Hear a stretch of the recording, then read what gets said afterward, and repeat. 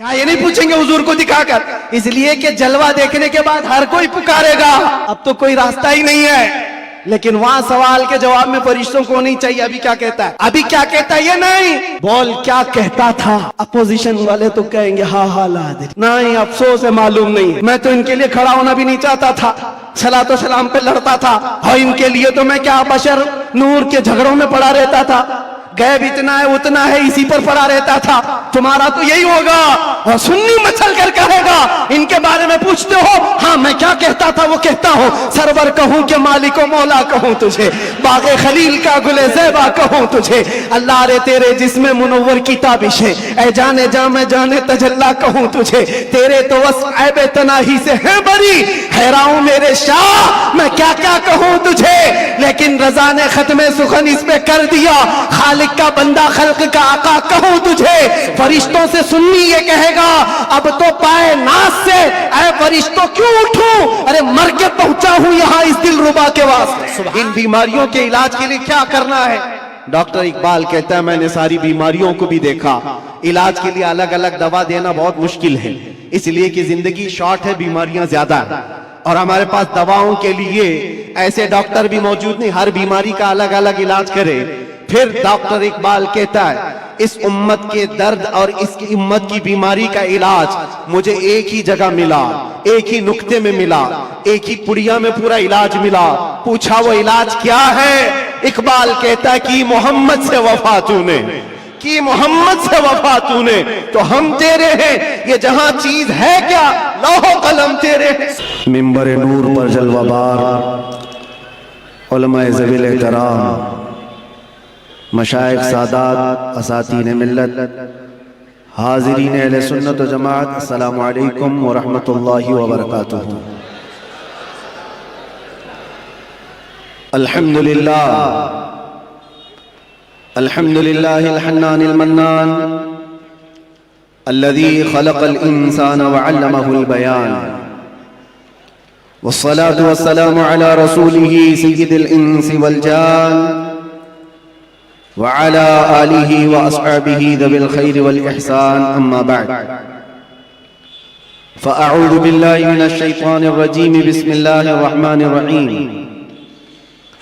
क़ुल इन कुन्तुम तुहिब्बूनल्लाह फ़त्तबिऊनी युहब्बिबकुमुल्लाहु व यग़फ़िर लकुम ज़ुनूबकुम वल्लाहु गफ़ूरुर रहीम। सदक़ल्लाहु मौलाना अज़ीम। बारगाह रिसालत में आप सल्लल्लाहु अलैहि वसल्लम में एक बार दुरूद पाक का हदिया पेश करें। अल्लाहुम्मा सल्लि अला सय्यिदिना व मौलाना मुहम्मदिन मअदिनिल जूदि वल करम व आलिहि व अस्हाबिहिल किराम व इब्निहिल करीम व बारिक व सल्लिम सलातन दाइमतन सरमदन अबदा। अज़ीज़ान गिरामी वक़ार, ठीक एक साल होने को आ रहा है आपसे हम यहीं पर खिताब कर रहे थे।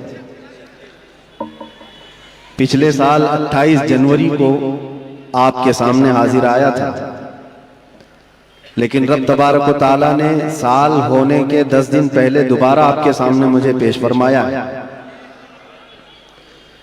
मैं तो ये देख रहा हूं जहां से हम रुके थे वहीं आगे चल रहे हैं, जिनको रुकाना था वो तो रुक गए, और जिसको चलना है वो चलता ही रहेगा। मेरे अजीजों, कुछ भी तो फर्क नहीं है, वही बज़्म है, वही धूम है, वही आशिकों का हुजूम है। हुजूर पाक सल्लल्लाहु तआला अलैहि वसल्लम की मोहब्बत में सरशार मजमे, सरशार जलसे, सब वही। मैं पीछे मुड़ करके देखता हूं, क्या मैं चंद दिनों के लिए गायब था या मैं कहीं अंदर बंद था, लेकिन इन रूहानी मजलिसों में देख करके ऐसा लगता है थोड़ी देर के लिए मेरे आका सल्लल्लाहु तआला अलैहि वसल्लम ने आराम की छुट्टी दी थी, बाकी तो सारा मंजर वैसे का वैसा तैयार है। मेरे अजीजों, आज पहली मर्तबा स्टेज के इस प्रोग्राम से मुंबई से फिर मैं आपके सामने खिताब कर रहा हूं, लेकिन सबसे पहले मैं ये वज़ाहत कर दूंगा, आपकी मोहब्बत में और हुजूर मोइनुल मशाइख के हुक्म पर मैं हाजिर आया हूं। वैसे जलसों में स्टेज पर जाना मैंने कम कर दिया है कुछ जरूरी मसरूफियात की वजह से, वरना हम जिस काम के लिए वक्फ हैं वो तो करते ही रहेंगे। कारी साहब बड़ी मोहब्बतों के साथ बुलाते हैं, लेकिन मुझे ऐसा लग रहा था कि वो डरे हुए भी हैं। क्या आपको यहां मुंबई की उस जगह पर हार्ट ऑफ सिटी और फिर हमारे पीछे भी बहुत बड़ा तामझाम है, जिस जगह स्टेज भी लगाए हैं, ये सब मामलात को देखकर हो सकता है उनके दिल में कोई बात हो। इसीलिए कारी साहब ने आने से पहले ये कहा भी था कि हजरत थोड़ा माँ बाप की खिदमत पर और एजुकेशन पर ही ज्यादा फोकस करके बयान कीजिए। और अगर डर की वजह से आप ये कह रहे हैं तो फिर मैं कहूंगा खुल करके कुछ देर की खामोशी है, हमें कोई रोक नहीं सकता। अगर दिल में खौफ है तो मेरी जान भी चली जाए, मैं कदम मुस्तफा से एक बाल बराबर भी हटने को तैयार। एजुकेशन की बात कर रहे हो, माँ बाप की खिदमत की बात कर रहे हो, हम कौन सी नाफरमानी की बात कराते, लेकिन हमारा मसलक और हमारा मजहब और हमारा जिंदगी का दस्तूर ये है, उन्हें जाना उन्हें माना, न रखा गैर से काम, लिल्लाहिल हम्द मैं दुनिया से मुसलमान गया। डर और खौफ अपने दिल से निकाल। मेरे अजीजों, वो जुमले जो दूसरे हमसे छीन ना सके, आप क्या छीन सकेंगे? आप तो अपने हैं। आप हुजूर पाक सल्लल्लाहु अलैहि वसल्लम की मोहब्बत में सरशार हैं।